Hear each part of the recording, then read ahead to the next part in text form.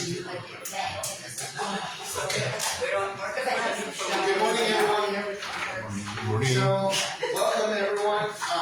Thank you for joining us today, and thank you to the American English Library for bringing us on board. My name is Miguel Reyes. I'm the local staff supervisor for the American Citizen Services Unit at the U.S. Consulate here in Merida. My colleague Carolina Marin from American Citizen Services as well is joining us. And we have graciously had the visit from Juan Guerrero, our specialist out of Mexico City for all things related to Social Security. Juan collaborates with the Federal Benefits Unit in Mexico City at the U.S. Embassy. And he will be taking a few minutes today to talk to you about Social Security and perhaps be able to tackle a few of your questions for before we begin, I wanted to address a few items. Well, first off, some of you, that's okay. With some of you, I've already talked about the WhatsApp messaging. If any of you joined us last week for the voting workshop, we were discussing that parallel to the Smart Travelers Enrollment Program that you can enroll for through the State Department website, the Embassy in Mexico City has developed a WhatsApp channel for alerts directed specifically to American citizens. You can either find this alert through the Embassy website or search on it directly from the WhatsApp channels. If you're unable to find it on the WhatsApp channels, simply go to the Embassy website. Make sure that your Embassy website is set up in English, because I see some of you that your default browser converts the website to Spanish and disrupts the results. So open the website in English, and under the magnifying glass that you'll find on the main site, click on it so you can find the search engine and type in WhatsApp, like the name of the app. And the first result you'll get, it's an article related to this instant messaging alerts. Open it up, read the instructions or read the article thoroughly, and you will find a hyperlink which will open the channel in WhatsApp and let you follow it immediately. This is a very efficient way to get alerts about ongoing incidents. If any of you have already enrolled, you will see results that we have already posted notifications about the registrations going on in Merida, but it's not limited to Merida. It's available for anything going in Mexico, all the way from Tijuana to Chetumal. Okay? So please try to look for it, play with it, and feel free to share any feedback if you have. Another thing. Well, as I mentioned, Carolina and myself are here. The fact that we're here, it's basically reducing the staff back at the office by almost half. It's a very small unit, but we're one of the busiest posts in the world. We're always, top 3 in terms of special cases, anything from an arrest, death of an American citizen. Carolina and the rest of the team are following up on it. So we're one of the busiest regions in the world outside the U.S. Because of that, we have had to find very efficient and out-of-the-box solutions to try to help you and engage in a more efficient way. So we try to triage and prioritize cases as urgent as possible. And also, there are some other remote processing options. Particularly, as some of you may already have experienced, the mailing program for passports. I know that this implicates going through the website and reading more instructions. The only thing we're asking is, give us the benefit of the doubt.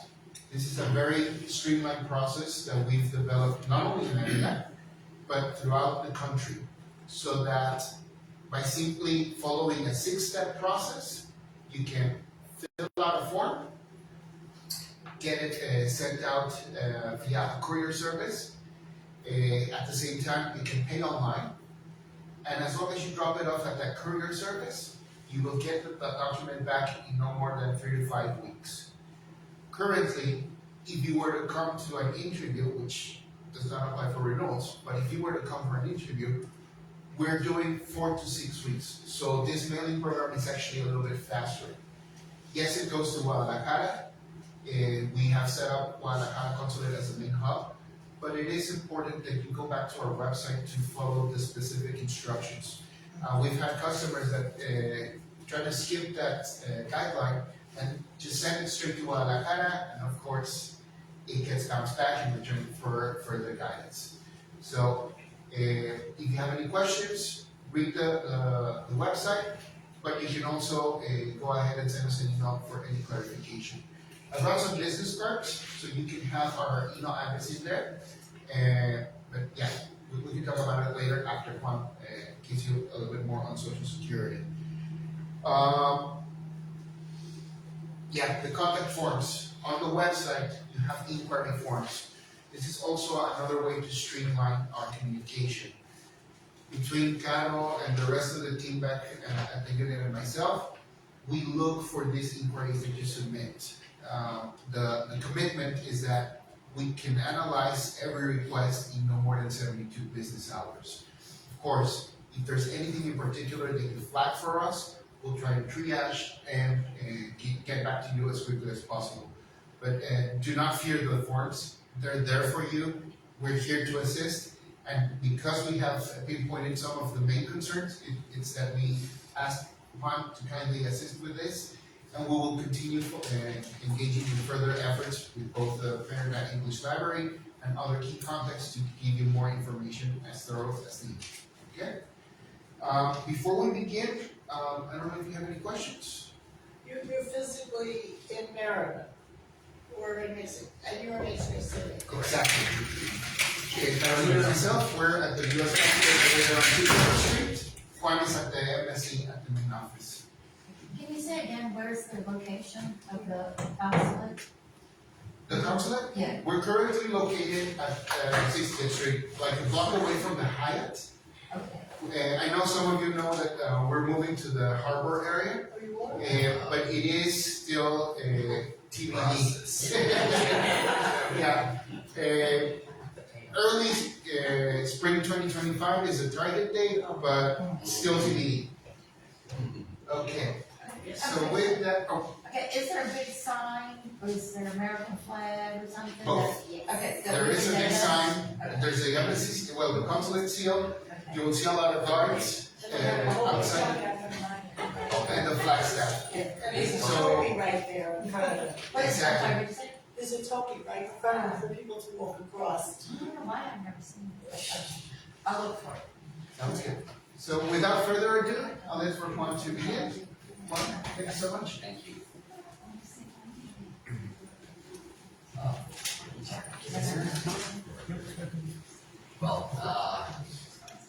Thank you again and for this presentation. This time I've been talking with you regarding Social Security. Everybody speaks English. Yeah. Do you speak English? Yes. Do you? You? Okay. So we're gonna conduct this presentation. I want to first, before I start, I want to ask you if you are all recipient or collecting Social Security benefits. Are you all? Yes, no. Yes? You got my sorry. I'm not receiving it yet. How old are you, sir? 65. 65. I'll do it at the end of the year. Yeah, just to make sure if this presentation will be helpful for you, and it's just a brief explanation how to apply for benefits, just in case you haven't applied for it. The first, this is the first two best ways to file for this application. It's online, by phone, and at our office. Obviously, as Miguel mentioned before, even though we have an American consulate here in Mérida, we do not have a federal benefits unit in Mérida. So the office that will assist you in every social security matters, it's in Mexico City at the American Embassy.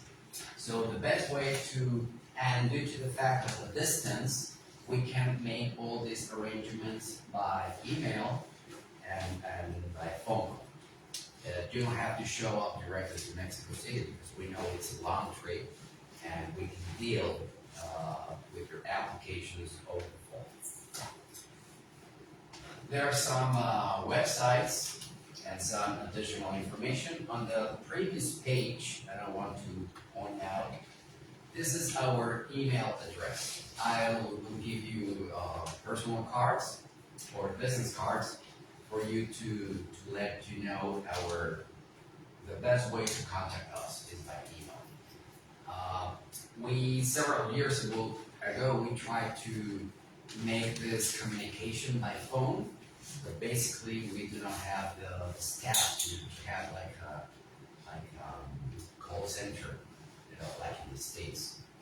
But we're working hard to assist all of you. Can you leave the website address up, which is 2 seconds?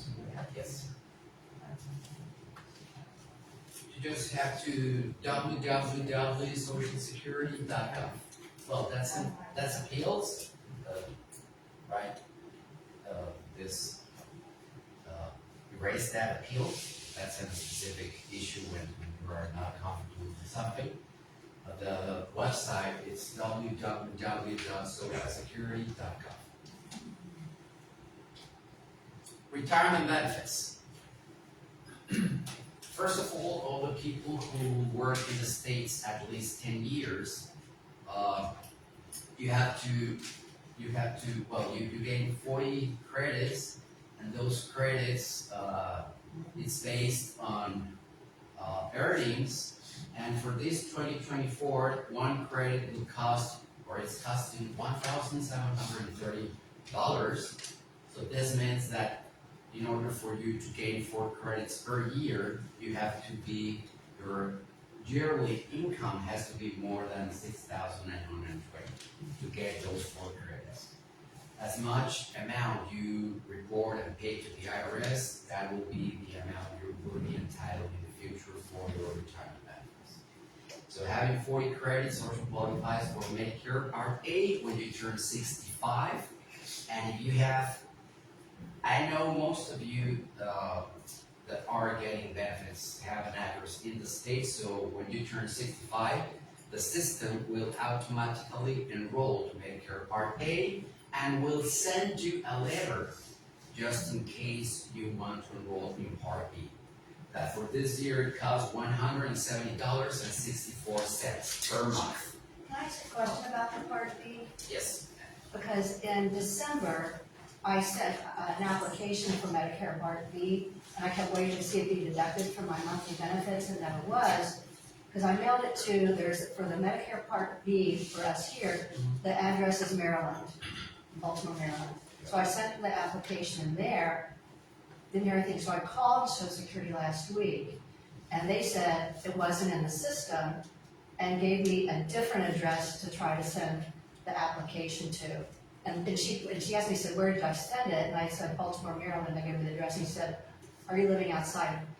Are you in Mexico? I said, I'm in Mexico, yes, but I spend a lot of time in the U.S. and have family there. So I want to apply for Part B in case, I'm there and I want to see the doctor or whatever, I know I'm not there all the time, but I spend a lot of time there. So my question is, for those of us who really want to apply for Medicare Part B, where's the best place to send this application? Well, that's My question too. That is one of the main concerns regarding Medicare and all those general issues. Why? Because our records indicate that you are residing, for example, in California. Baltimore is only for international operations for all the people getting Social Security living overseas. So these are 2 different offices that if your record for Social Security shows an address in California and you send living in Maryland and you send your form to Baltimore, then Baltimore said, well, why you send me this form if you are residing in California? You have to contact the nearest Social Security office in California. So that probably will cause these kind of problems, because eventually, if you have an address in Mexico, in Merida, like I think the lady over there, it's gonna be easier for us and for you to send all the information and paperwork and forms and whatever you wanna assist with Social Security directly to Mexico City. So we are the ones who will receive your form, we are the ones who will enroll in Medicare. There are special times for enrollment. Right, and so, then where would I, because the mail system is, in Mexico, because I'm told you have to fill out the paper application and mail that in.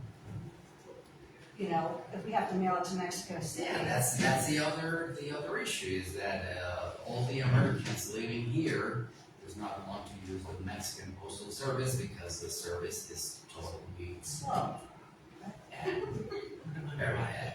And you never, I heard a lady said, "Oh, I just received my Christmas letters in March when they were sent on November last year." So it's incredible, but obviously that's not part of. I know it's a problem, and as a Social Security employee, we cannot deal or we cannot fix that. I think they can send it by certified, you pay an extra, and they give you like a tracking number, so you can check on the Mexican mail where is your letter or your envelope or your package. So it will cost a little bit more, but it will be, probably will be delivered like in 10 days. And Juan, can they also do private couriers such as FedEx, UPS? Sure. If this goes directly to Mexico City, yes. The problem is when you get this, I don't know if you are familiar with the foreign enforcement questionnaires that we send every year. Yes. The foreign enforcement questionnaire. It's like a surviving proof that Social Security sends to your home address and to let us know and report that you're alive and you haven't been changed of address and all that. So if you make that faces because you have an address in the States, so the person who's living in the States does not receive this. Yes, sir. That's why I came here to ask about that form. Because one of the things is that you're never notified about the form, and you never find out if they received the form, and if they didn't receive the form, or if they received the form and they didn't pay attention to the fact they sent it in, which then you won't know that they've canceled your benefits until the next year when you didn't receive any benefits. Well, until you show up I mean, and this is, report. huh? Until you show up and report us where you are living and residing, that's when we send the form, you have to sign it, mail Right, that yeah, to it's an Mexico easy City, form, and but then we will receive Back it. during the plague, or the pandemic, they had, they stopped requiring the form. But I didn't know they stopped requiring the form, so I sent the form in every year. Then when the pandemic ended, they started to require the form again. But they didn't inform anybody that they were requiring the form again, and I got my benefits canceled even though I sent the form in, which made me think that they just assumed that I didn't know about it, and they didn't even look at the fact that I sent the Okay, form at in. the end of my And- presentation, I will give you like quick advice how to avoid suspending. It's not canceling. We're not canceling. Well, yeah, I mean, I got my benefits back, but I had to go through some rigmarole. They were suspended, and I will give you best practice advice at the end of my presentation. So- just to make sure that this does not happen again. And if it happens, then in a couple of weeks we can resume your benefits. Well, yeah, but why shouldn't it happen at all? Why can't they notify me that whether or not they received the form? And another question is, should I send the form to Mexico City? Yes. Okay, because I was sending it to, Baltimore or to and actually these forms comes directly from Whitesburg, Pennsylvania. yeah, that's where I sent the Comes form before. from Mexico City. So when you receive this form with attached envelope, Mhm. you cannot send it by DHL or stuff like that. You have to send it by Yeah. Mexican post office with a tracking number. You have to pay a little bit more, but it will be safe to receive it to both. Yeah, but if you send it to the United States, it'll take 2 months. By the Mail. method. And if you send it by, Register mail will be arrived probably in 3 weeks. but if you send it to the United States what are those services like, DPL or whatever they call that? No, DHL and And that costs you like $50. yeah, but they are not allowed to deliver to a PO box. So Estafeta or FedEx or the envelope goes to a PO box in Pennsylvania. So It does? those couriers don't allow you to send to PO boxes in the States. And it has an address, a specific address for the Wilkes-Barre, because I sent it and it had street address and even a room number. Yeah. I think it's a PO box. PO No, box this is- wasn't, because I know. No, it's 1150 East Mountain Drive, Route 341. Yeah, and it was, why was the street address also, because I know they don't. Well, do those letters, but the envelopes brings a PO box. Yeah, it's 1150 East Mountain Drive. And also, I never received a form from them, but I can print it out. I mean, it's okay if I just copy it. I mean, it's on the internet. Yeah, I can just download it, right, and then just send that in. Yeah, but now the procedure changed and we need your wet signature with the original form. It's not like years ago that we resumed benefits by calling you, identifying you, and then we go ahead and resume your benefits. Yeah, I just have to sign the form and send it in. Today, we need the original form with your wet What signature. do you mean by original? It's mail, the because the original. other problem is No, with hard the mail, is that, we get the letter months after we were supposed to send it in. Yeah, I mean, I have to wait for them to send it to me, and they're not gonna send it to me, they're just gonna cancel my benefits. Yeah, and actually, the original seal when the mail was delivered to Mexico, and the letter says you have 60 days to reply to us, and obviously that does not apply to all people that are residing overseas, because we know that 60 days I mean, I have to wait for the form to be sent to me from Pennsylvania, correct. even though it's on the internet.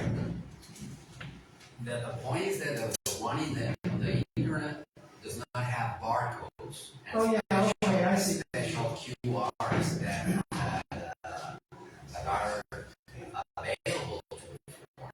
But they're not gonna send me that form. They're not gonna get it, they're just gonna cancel my benefits. It all depends. Pennsylvania probably can send you the form 1 year, then just not 2 years. It's not that every year you're gonna have to send, Pennsylvania will send you that form. It's not every year. What's this every year? For American citizens, probably could be every 2 years or every 3 years. Then I have to send the form in, That Pennsylvania will send you the form. and then what? Well, you receive it, and you sign it, and you mail it back. And then wait for them to send me another one in 3 years? Problem. But that's not our control. This is very concerned here. There's a lot of particular inquiries, and I know that you have a lot of concerns. But let's do this. Let's continue with the presentation, and then we can take a few minutes to discuss any particular instances. I mean, this is the most important issue of your benefits. For you, yeah. Yeah, for you, but we're all here for a particular. Fine, well, I'm done with this shit. Yes, sir. Okay. All right, I heard.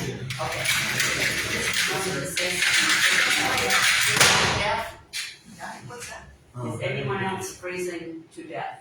Oh, you want me to just, Okay, never mind then. Okay, that's fine. I just was later.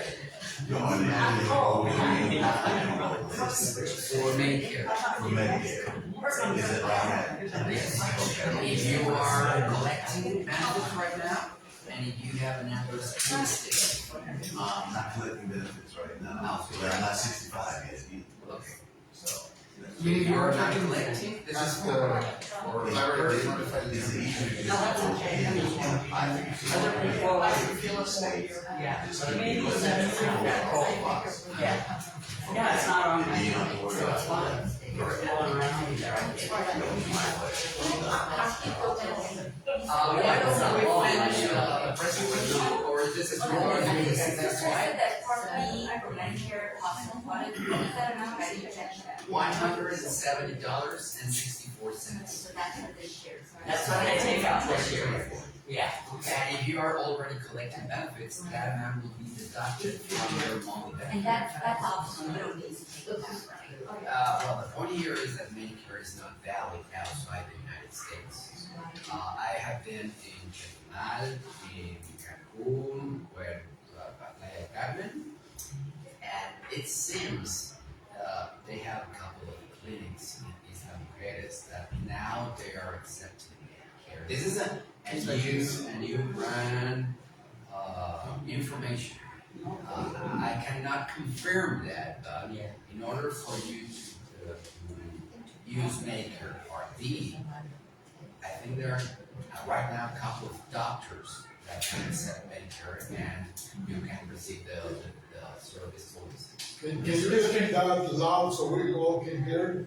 Medicare? Yeah, you said that there's some places in Mexico that take Medicare? I've been in outreaches in Puerto Morelos, Okay. and they bring this up that there are 2 doctors in Isla Mujeres, and with their clinics and private hospitals, that they can accept Medicare Part B.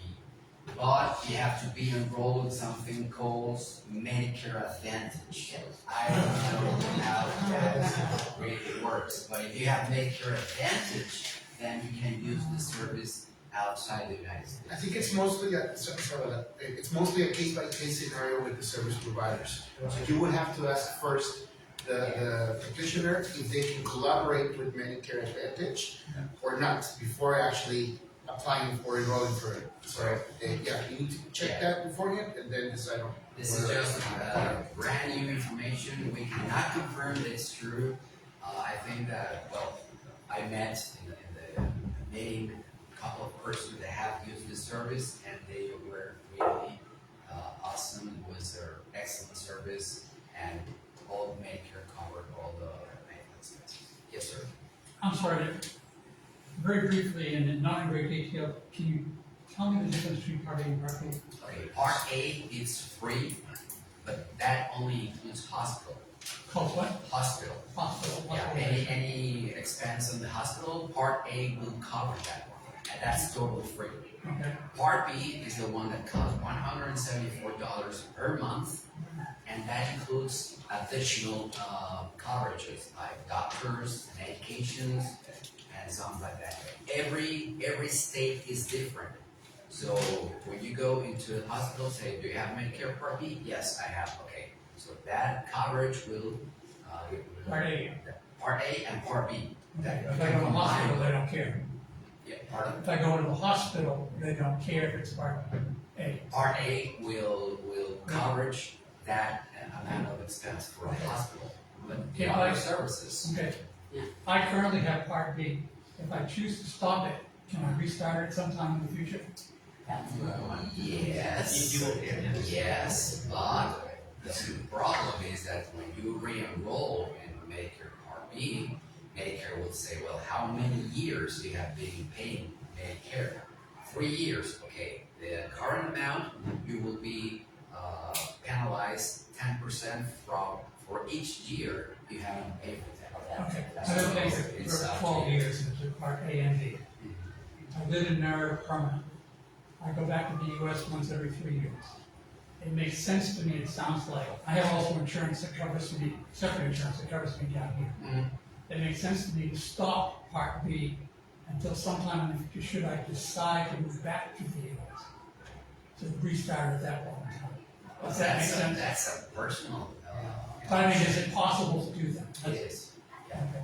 So that would save me $172 per month for my wife And honestly, what I have seen all these years is that in case of an emergency, it's very weird that you're gonna take a flight and go to the States to have this emergency situation. So, if you're permanently residing here and you don't travel frequently to the States, for me it seems that it's a service that you're paying and that you are not using. Right. So every case is different. If you want to make that election, it's okay. If for some reason in the near future or in the far future you go back to the States and permanently reside there, you can re-enroll with the penalty for every year you stop. But you can only do that in a certain month or months of the year. There's a time frame Yes. to re-enroll. Yeah, we're gonna, see that. And sir, I want to encourage you to call the Medicare hotline because you have a very complicated issue and there are huge implications for canceling and then re-enrolling of what could happen. Because you could get brought back to the States and not have Part B and then nursing. So my point is it's very complicated. It's not addressed here. Call Medicare. There's an 800 number. You'll get all of your answers there, very specific. The only issue is to re-enroll in Medicare, you only have 3 months. And we're gonna see that in the presentation. You have January, February, and March. Will be effective until July of that same year. So that's something that also you have to keep in mind and before you make the decision. Okay, going back to the retirement, higher, your average lifetime social security earnings, it's gonna be the higher your monthly benefit will be.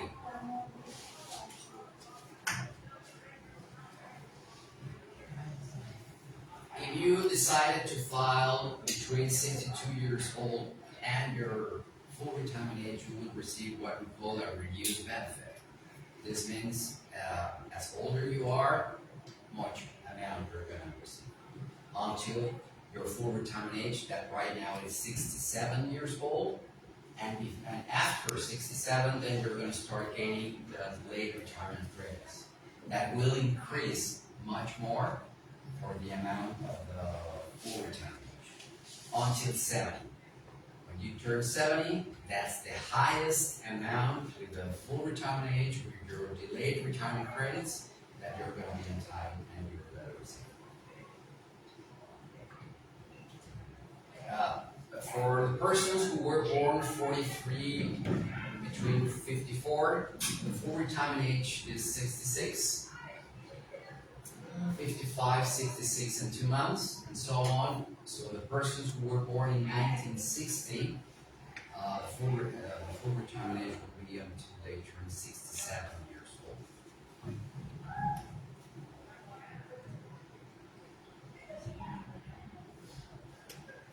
And this is like a personal decision, and the right age to retire is individual. Including the employment situation, the wages, and if you're not working, or the earnings limits. And there's like another reference there for planners to hire.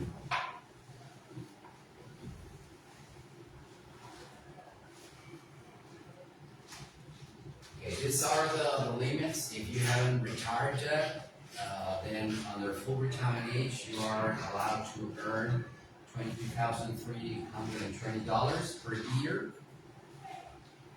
If you decided to retire under full retirement age. If it's full retirement age, then there's no limit, and you can get benefits and keep working. There are no limits.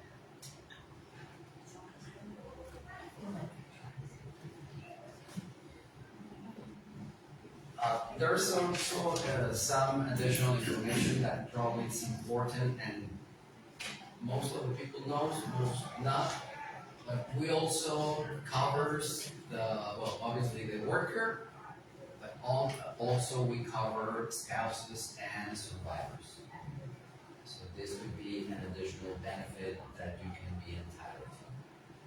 So when you file for retirement, we ask for your dependents to be a child that is not married and is under 18, disabled adult child, not married, or dependent spouses, the wife or husband, or husband and wife. I mean, I interview a person and say, well, your wife. No, it's not my wife, my husband. Okay, well, your husband. So now they are authorized to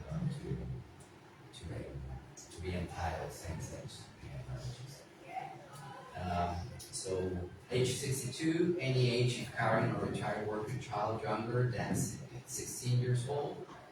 To draw as your spouse, she must be at least 62 years old.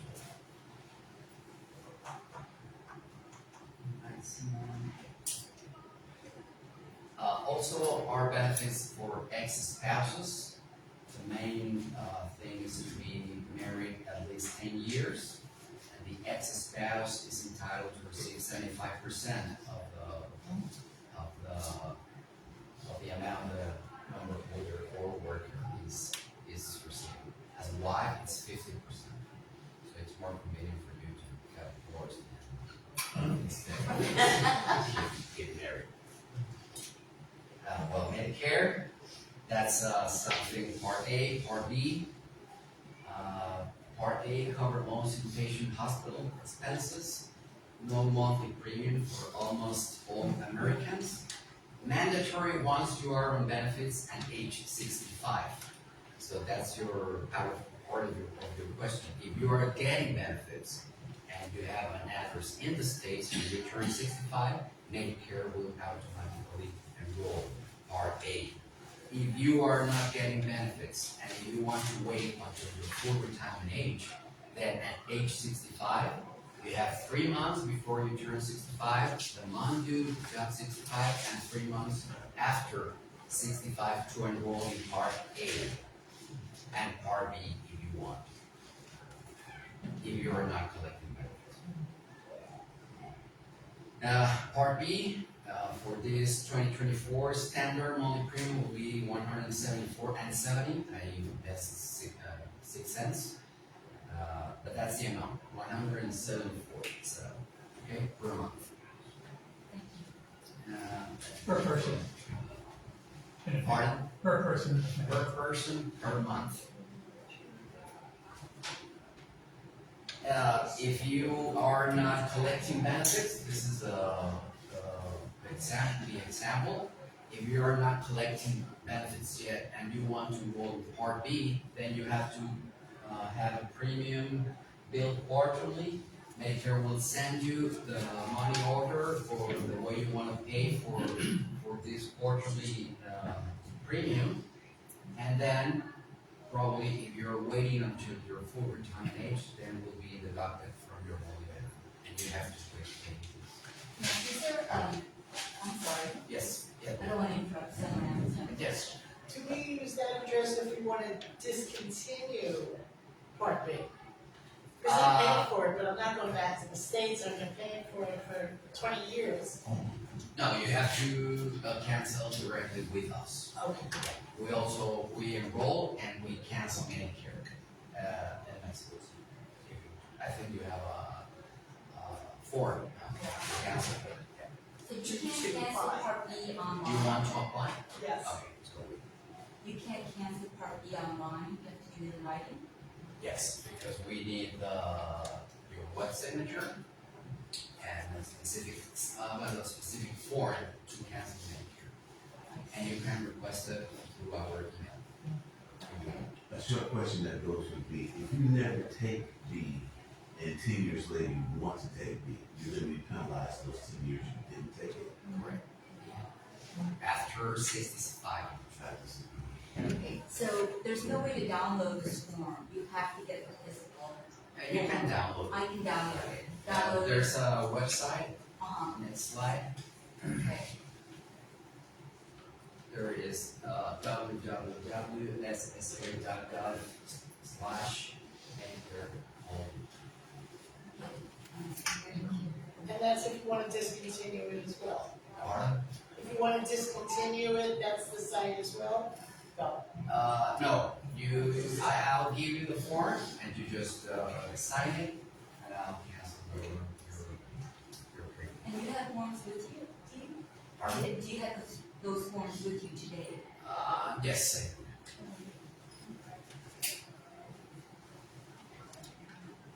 Well, this is a special enrollment. The CMS 40B is to enroll for Part B, and you only have the first 3 months of the year, January, February, and March, to enroll in Part B. If you want to cancel, you can do it at any month of the year. Oh, really? Any month of the year you can. You can cancel. And then But you- to enroll, you only have January, February, and March. And then when you do cancel, it will cancel starting from that month forward. From the month you sign the form.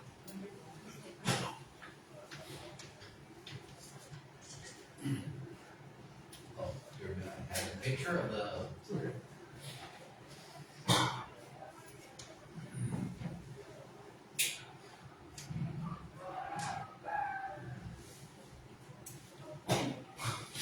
This is what I was telling you, if you miss the initial enrollment period, that actually you have 7 months to enroll, when you turn 65.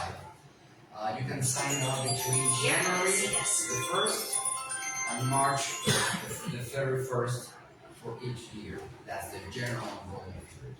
That was just discussed. And the coverage won't start until July 1st of that same year. So if you miss the initial enrollment period and you enroll on the general enrollment period the first 3 months of the year, the service will start effective July the 1st of that same year. You will most likely have Part B premium penalty for late enrollment. Penalty is 10% of the premium added for every 12 months you fail to enroll. We will further discuss. That penalty stays on your bill, so it's 170 the first year, and it's whatever, plus 10% the second year, plus 34% or 20% the following year forever. Yes, it's 10% for every year. Right, and then that becomes the base for future payments. That's the base price for future payments. Yes. But doesn't the base price depend upon that month's Medicare amount? So let's say next year the amount goes up to $200, then it's 10% of 200. So it increases every year. It's not 174 Yeah. indefinitely. Every year. In 3 years, it's 30%. It's 30% of the actual amount That's you right. want to re-enroll. If you wait 10 years, it's 100%. Forever. Yeah, that's that. Of the higher rate, That, not the 100. that penalty, you never quit that penalty. So it's better for you to think if you are going to cancel, because think in the future if you want to re-enroll. Those are the Medicare web pages. Yes, sir. QMB didn't say anything about it, it's just up there. They're qualified for not being penalized. What was the lowest amount? It was on the slide before. Yeah, it was. 174. No, it was not to be penalized if you never took it. There was something called QMB. Then you go Low back to the income first slide, something. please. Yeah, but what was, yeah, right there in the corner. No exceptions for feds who refuse Part B. Only way to get around the penalty is qualifying for low income through a local social service office. Well, I think this is sometimes when the income or the amount you are entitled to benefits, the state can pay for Part B. And that amount will not be deducted from your own benefit, and the state will pay for that. But there's no set. No, It's just, it's on your state. All depends on the state. Do we have any veterans in here? Because I know TRICARE, if you don't continue to pay the Part B, I understand. TRICARE will cover, them here, only if they have continued paying the Part B forever. Yes, yeah, TRICARE. And a lot of times they don't tell them that. But I didn't know that. TRICARE is like a special Medicare for the veterans administration. Retired veterans. That's right. Everybody is okay with Medicare.gov? I don't know much, but you know. Okay, so basically, the main source of communication with our office is the very first email that it's fbu.mexico.city at ssl.gov. We have 3 major offices around Mexico. One is in Ciudad Juarez, that covers all the north part of Mexico. The other FBU is in Guadalajara. They have their specific area. I'm working hard and try to authorize an FBU here in May. MEL is pushing that proposal.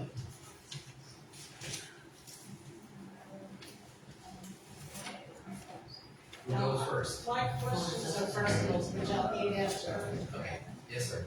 For the social security, the spouse social security, you say it's 50%, right? Yes, sir. That's at age 62 of the spouse, Correct. and if we wait longer, it doesn't go higher. Well, the point of the spouse benefit is based on the worker's amount. Right. So it's, if you decided to have an early retirement, then your wife will be also a reduced benefit on early retirement.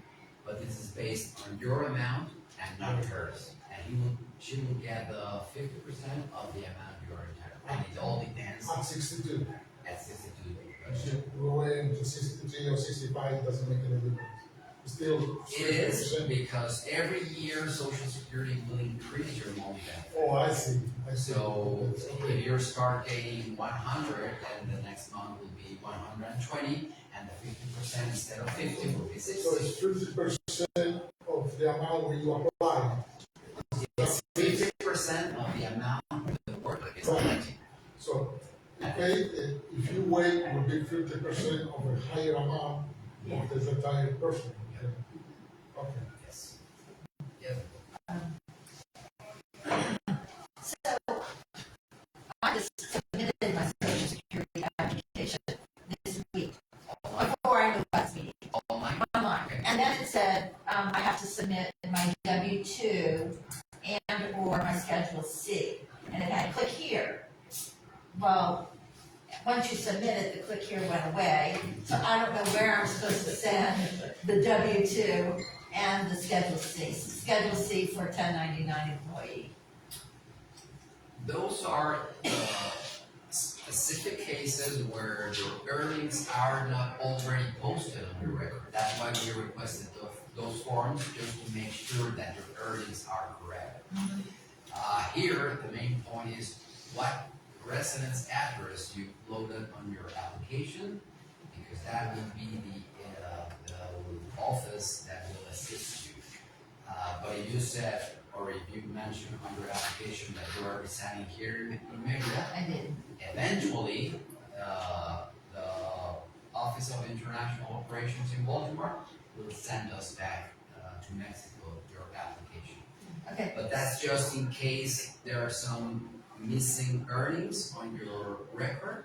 That's why we request W-2 or proof of your earnings. But if you agree with all your earnings, you're good. So I don't have to sit, because I was thinking, oh boy, I better do my taxes right away. But that's just a matter of aggregating the most recent, once I do my taxes. If they are already on the record, Yeah. there's no need to. Can they bypass this back and forth with Baltimore before getting to you by simply going straight to you, or do they have to go through that process? That's the point, when they make their applications online, the office of the service goes to the closest of your residence address.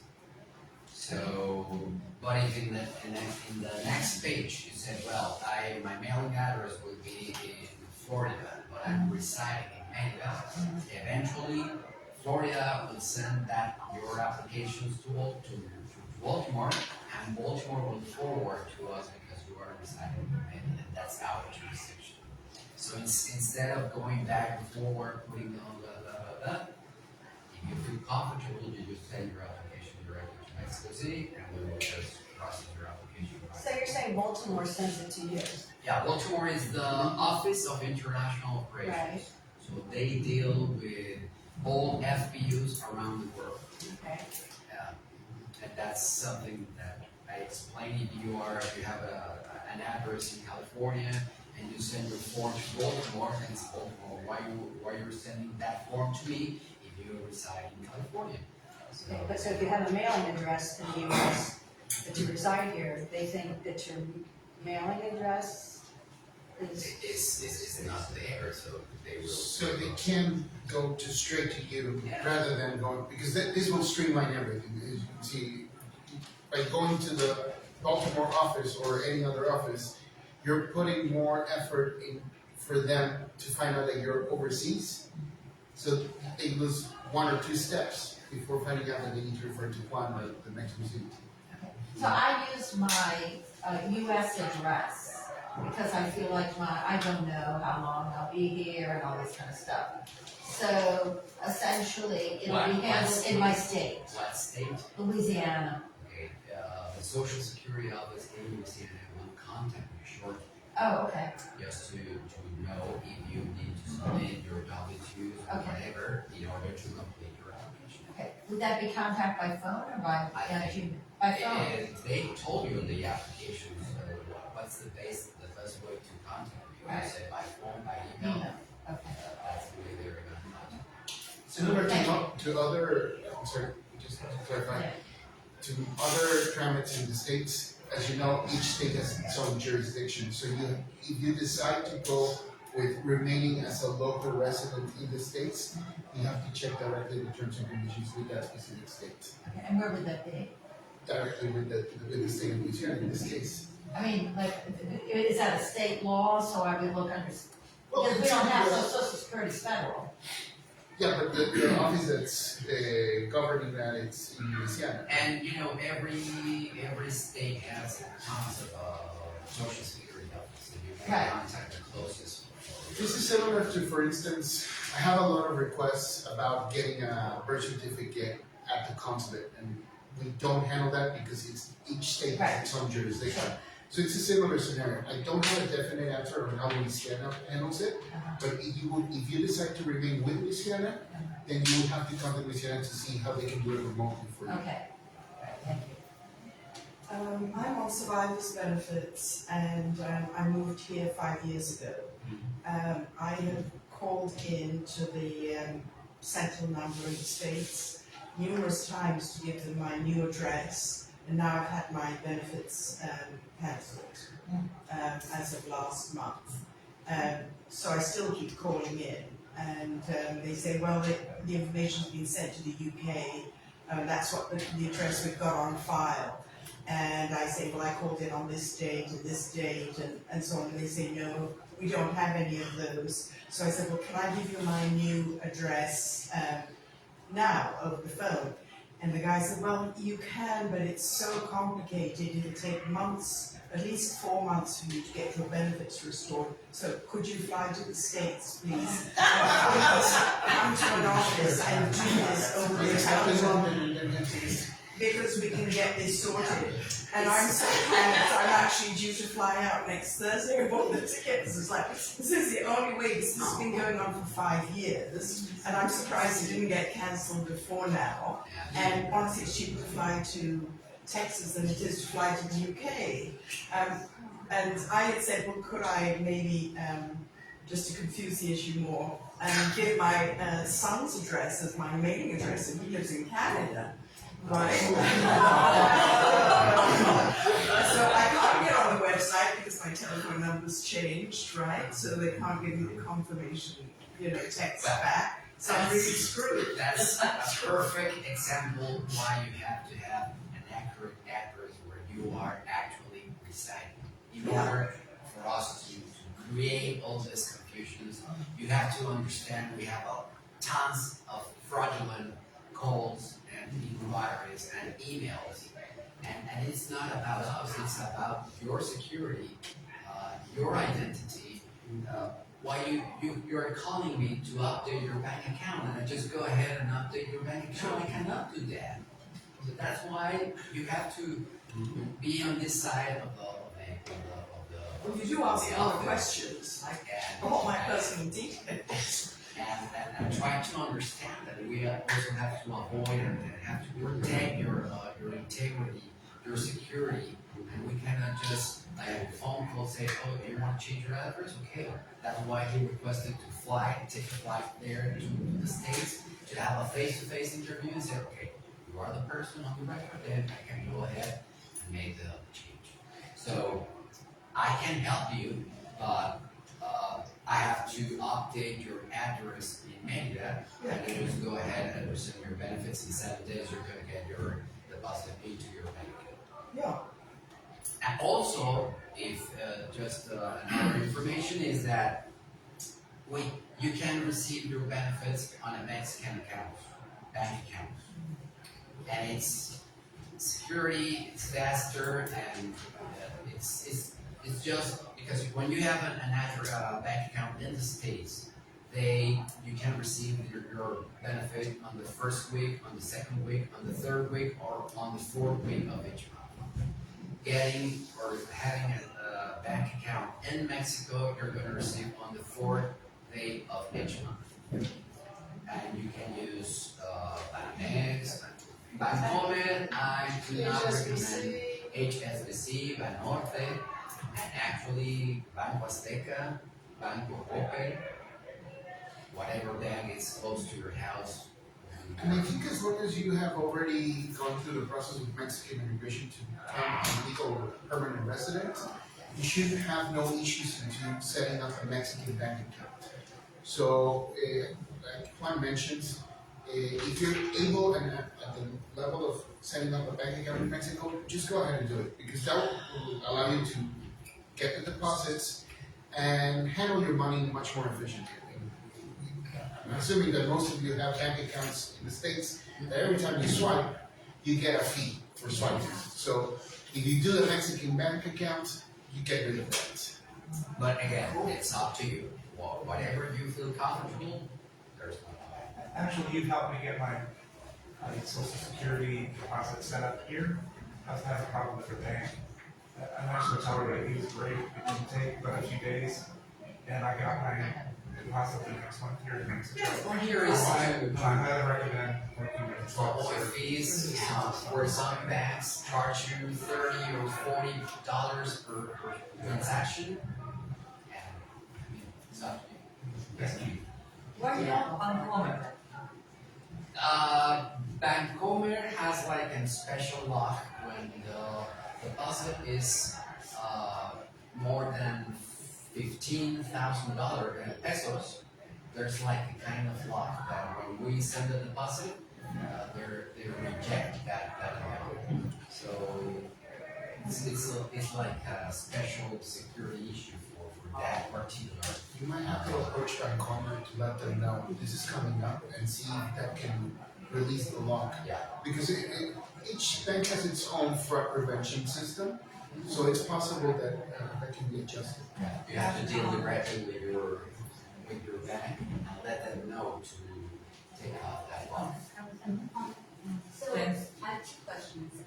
One is. I'm sorry, do you have a question? Roundabout question. So if someone's trying to avoid listing an international address, because I know a number of people that do that, just because of not having to fill out that form every year or every other year and the complications, and they've had benefits suspended. So let's say they list a U.S. address, but they're living here, and they go through you because they're living in Mérida to get.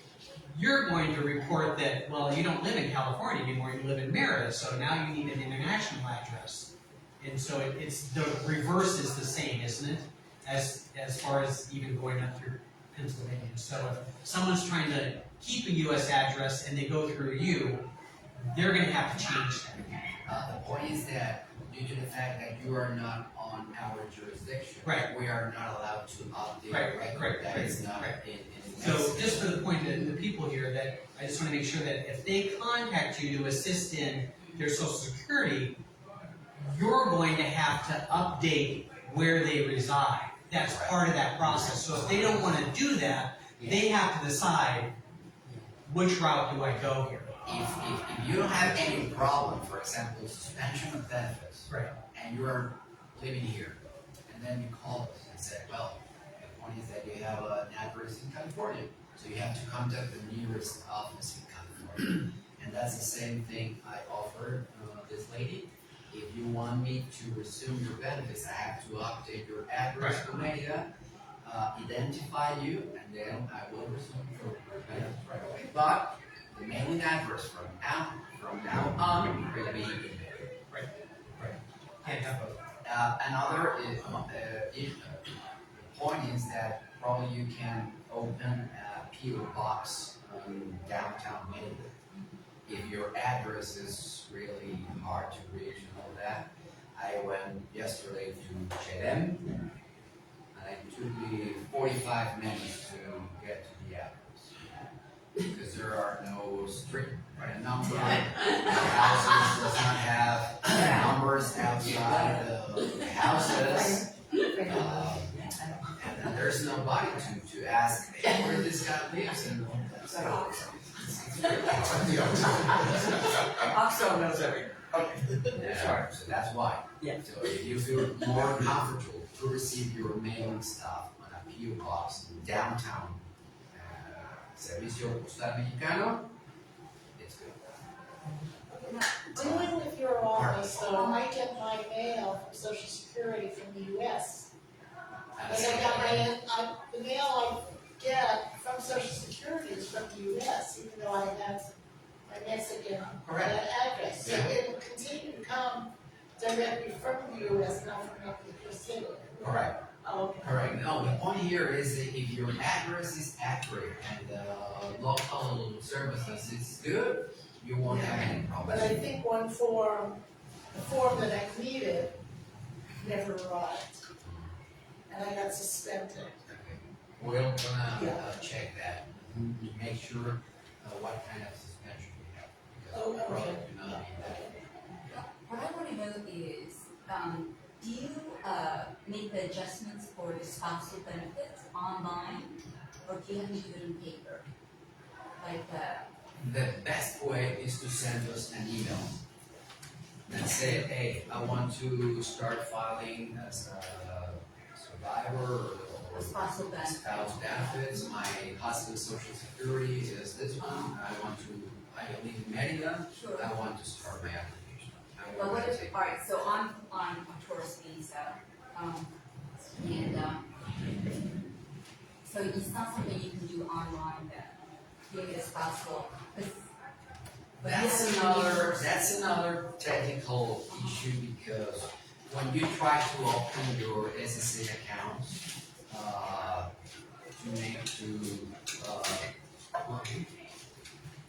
to log in and to review your earning statements and your benefit amount, all of that, we are facing so many problems with those accounts that are open overseas.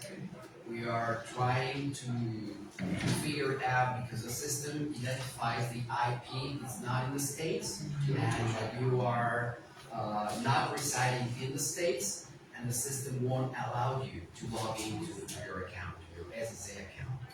So that's another issue that we are trying to. But wouldn't your VPN, allow you to bypass? Probably that's why you were able to file your application. Yes, that's right. So Right. If you have that, it will recognize. But eventually, you're gonna be contacted by your local social security office to submit additional information to complete your application. Yeah. Okay, this is really cool. Why does it say see popular baby names?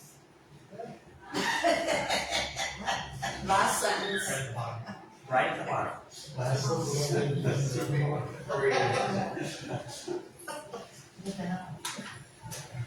I mean, I think for the sake of reading it, 3 times going, am I reading that right?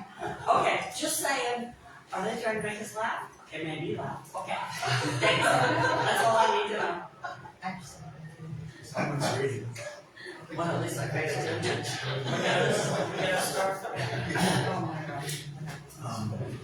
Okay.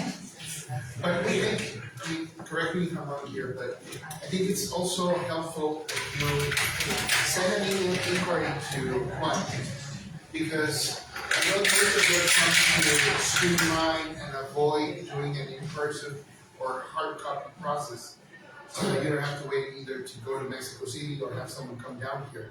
But there are certain processes where federal benefits can go ahead and request it to come to the consulate to notarize certain documents.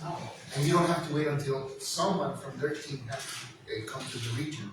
So, but in order to understand which, how, and when, first contact them.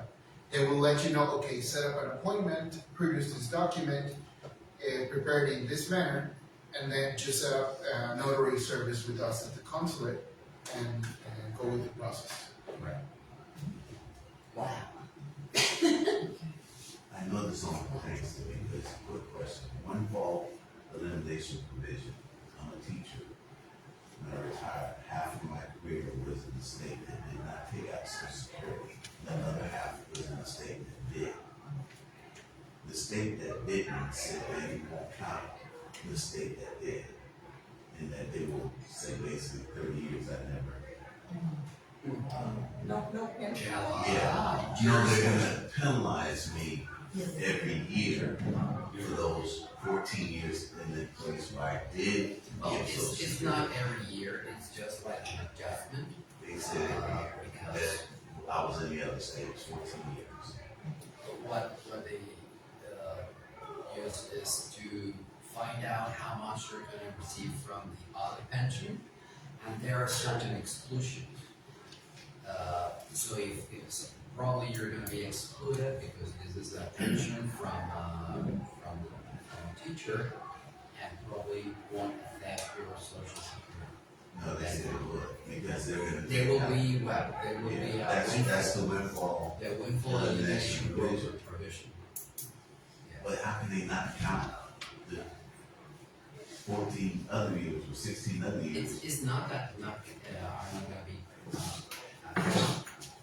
Is that Social Security will adjust the amount to a lower amount. It all depends how much you're gonna receive from the other pension. Because the law says you receive 100% of one pension and 100% of the Social Security pension. So they will communicate, and Social Security will determine to lower your initial entitled amount of it because of the other pension. So I should file in the state that I did have Social Security taken out. That would be just one. That's the answer. Okay? Well, thank you. Please ask me to open an FBU.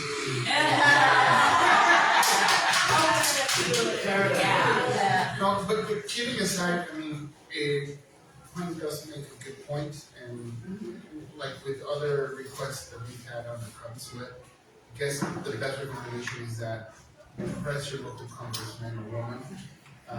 Most of the adjustments that our consulate is getting, for instance, the new building, perhaps new agencies or offices addressing other issues, they're in part as a result of the insistence and inquiries that you give your local congressman and woman, so that they can vouch and press for the resources, so that we can have another office, another funding here. Thank you. Thank you. And I think this lady deserves a prize for not asking her personal questions. She is, I mean, so that was very nice. No, but feel free to either approach one or send an email, so that we can go ahead and. Yeah, she should get, yeah. Thank you, thanks. And also, my colleague Carolina and myself are here for any other questions, not necessarily related to Social Security. We have some business cards over here. One is giving some for federal benefits, but I also have about American Citizen Services. So feel free to bring anything with you. We also have information about voting, in case you were not here last night.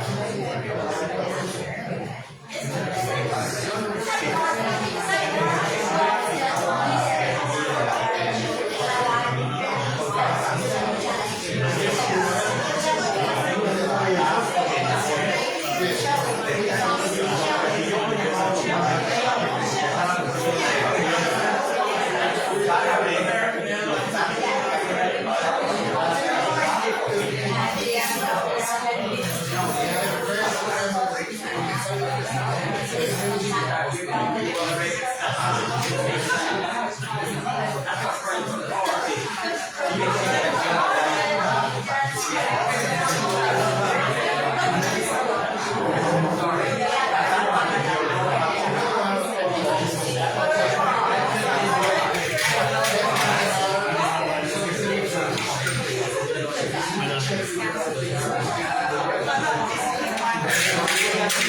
Thank you.